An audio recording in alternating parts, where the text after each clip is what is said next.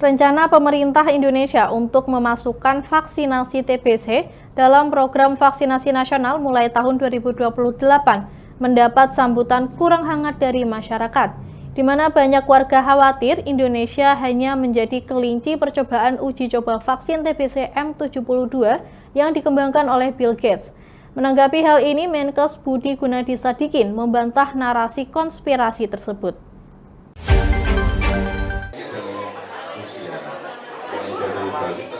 Menteri Kesehatan Republik Indonesia Budi Gunadi Sadikin mengatakan bahwa vaksin TBC yang masuk di Indonesia bukan langsung dari Bill Gates, melainkan pendanaan vaksinasi TBC untuk warga negara Indonesia. Hal itu disampaikan oleh Budi Gunadi saat ditemui awak media di kantor Gubernur Jawa Tengah, usai menghadiri peresmian KKN tematik dan magang serta magang lulusan baru-baru ini. Budi Gunadi juga menegaskan kepada masyarakat untuk tidak termakan hoaks yang merusak upaya penyelamatan nyawa. Ia juga membandingkan dengan kesuksesan vaksin COVID-19 yang mampu menekan angka kematian, serta vaksin cacar yang berhasil memberantas penyakit mematikan di masa lalu. Budi Gunadi juga menyoroti bahaya misinformasi yang menyebutkan bahwa vaksin mengandung chip atau bahaya. Saat ini Indonesia terlibat dalam clinical trial ketiga dalam vaksin TBC. Menteri Kesehatan juga menjelaskan uji klinis tahap awal sudah membuktikan keamanannya, sedangkan fase ini menguji efektivitas dan kesesuaian dengan populasi lokal.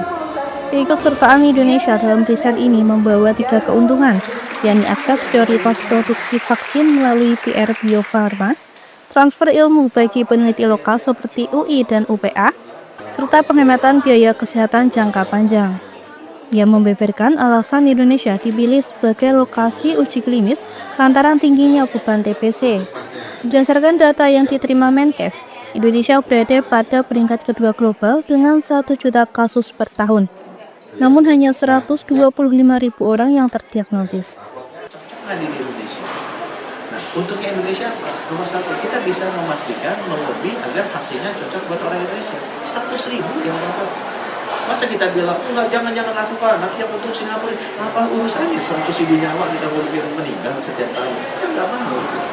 Yang nomor 2, ahli-ahli kita ini dilakukan oleh UI dan UNHAR. Mereka kan bisa belajar ilmunya, bisa tahu, oh penyakit ini seperti ini, oh obatnya seperti ini, oh vaksinnya seperti ini.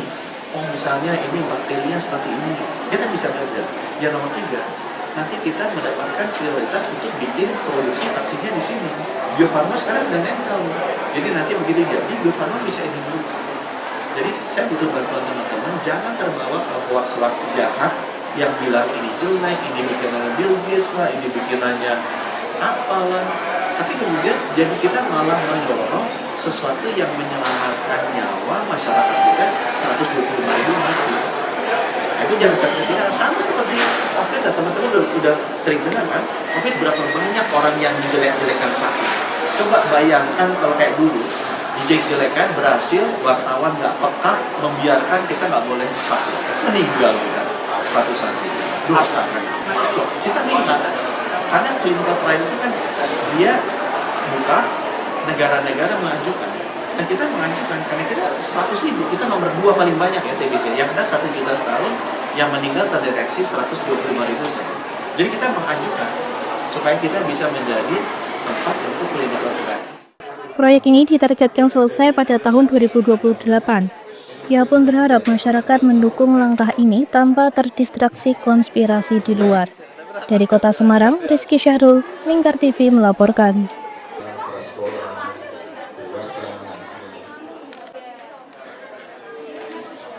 Pemirsa, untuk mengetahui lebih lanjut terkait vaksinasi TBC yang akan dilakukan di Indonesia, saat ini kami telah terhubung dengan reporter kami, Rizky Syahrul.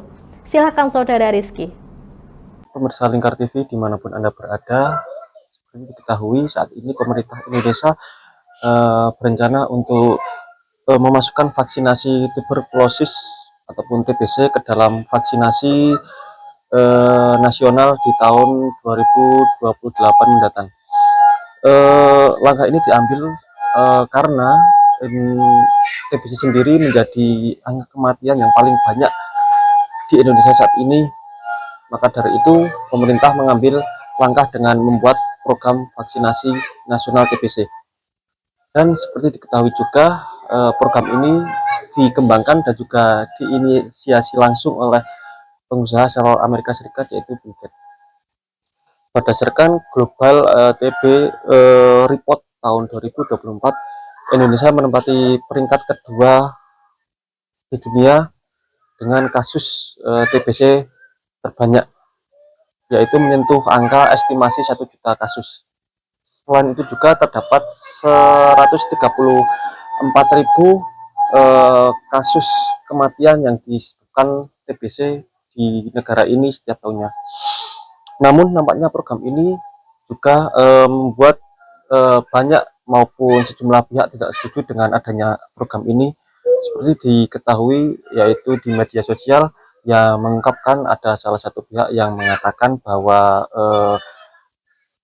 vaksinasi program ini menjadi kelinci percobaan di Indonesia yang dicoba diterapkan di Indonesia kepada masyarakat di negeri ini. Menanggapi hal tersebut, Kementerian Kesehatan Indonesia menyampaikan agar masyarakat tidak tergiring oleh oknum-oknum yang tidak bertanggung jawab mengenai isu-isu negatif yang disebarkan terhadap program vaksinasi ini.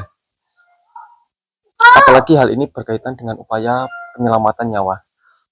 Dirinya juga membantah informasi yang mengatakan bahwa program vaksinasi ini ditunggangi maupun dipasang chip di tubuh manusia. Karenanya keikutsertaan Indonesia dalam riset ini membawa 3 keuntungan. Di antaranya akses prioritas produksi vaksin melalui PR Bio Farma, transfer ilmu bagi peneliti lokal, kampus seperti UI dan UPA, dan yang terakhir penghematan biaya kesehatan jangka panjang. Dan sampai saat ini pemerintah Indonesia terus mengupayakan maupun terus mengedukasi serta mensosialisasikan kepada masyarakat Indonesia bahwa program ini sangat baik dan menguntungkan serta bisa menjadi obat untuk mengurangi angka kematian akibat TBC. Demikian informasi yang bisa saya sampaikan, kembali ke studio. Baik, terima kasih Saudara Rizky atas informasinya. Selamat kembali bertugas.